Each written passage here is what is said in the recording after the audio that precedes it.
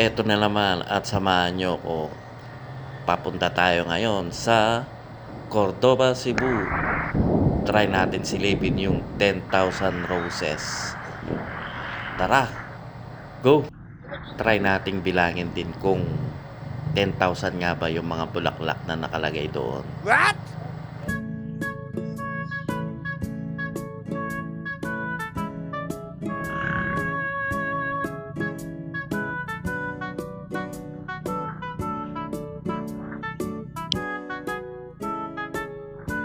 At eto na, dumating na kami dito sa gate. Bali, nagbayad nga pala kami ng 20 pesos para sa ticket para makapasok lang dito. So, mura lang.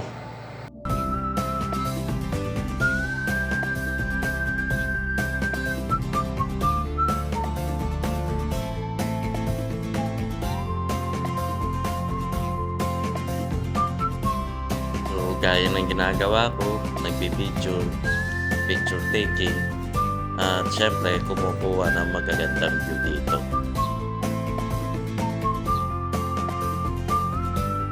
So maganda palang pumunta dito bago bumaba yung araw para makita mo paggabi na sisindihin yung mga ilaw ng mga bulaklak.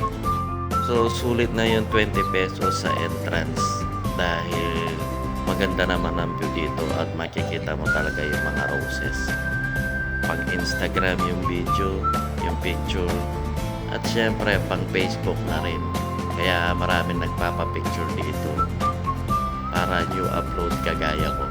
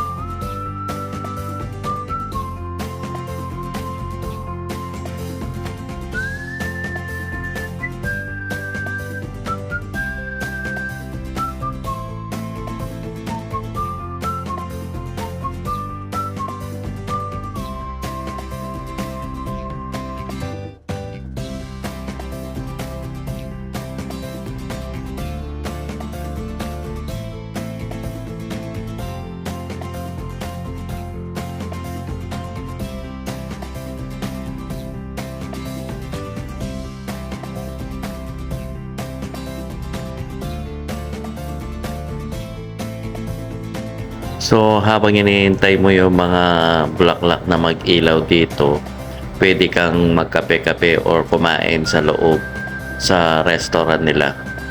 Meron naman mga table doon na pwede kang mag-standby habang hinihintay mong lumiwanag yung mga 10,000 roses.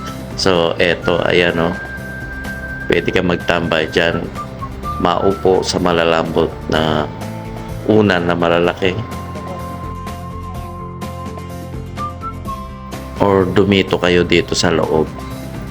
So may mga human drone din na kumukuha ng video para sa'yo para maganda yung pagkakuha. So magstay muna ako sa taas, punta ako sa balcony.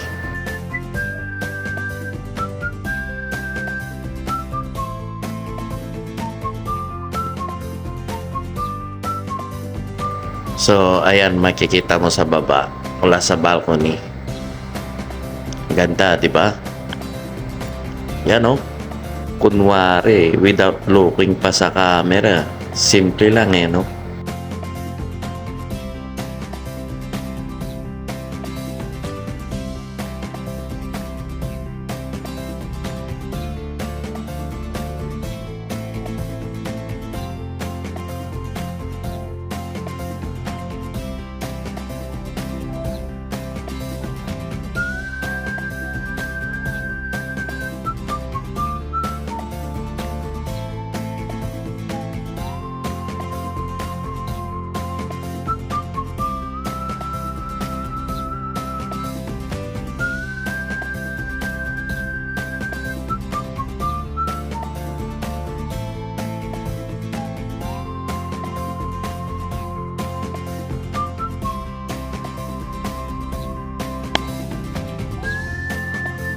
So, try kong bilangin itong mga roses dito. Sabi 10,000 daw. Baka kulang. Try ko lang.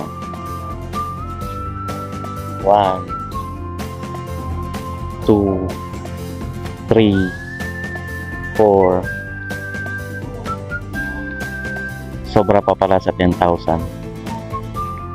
Kaya, okay na.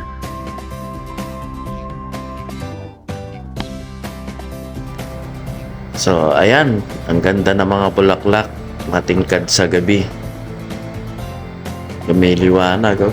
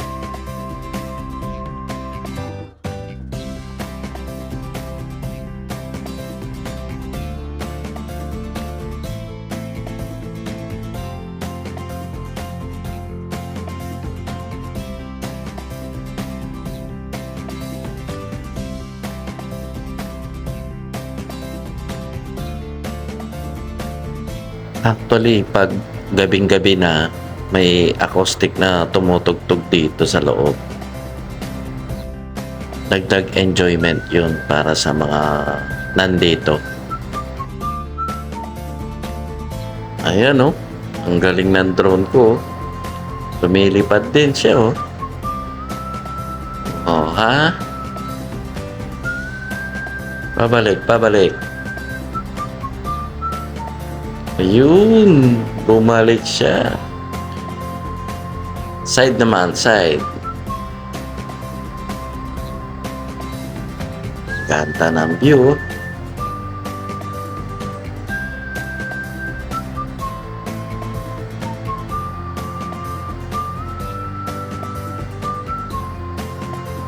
Yan.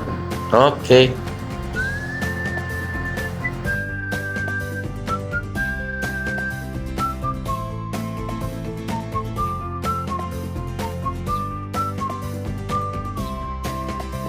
Siyempre, ako din. Para may background tayo, kuha yung 10,000 roses sa likod.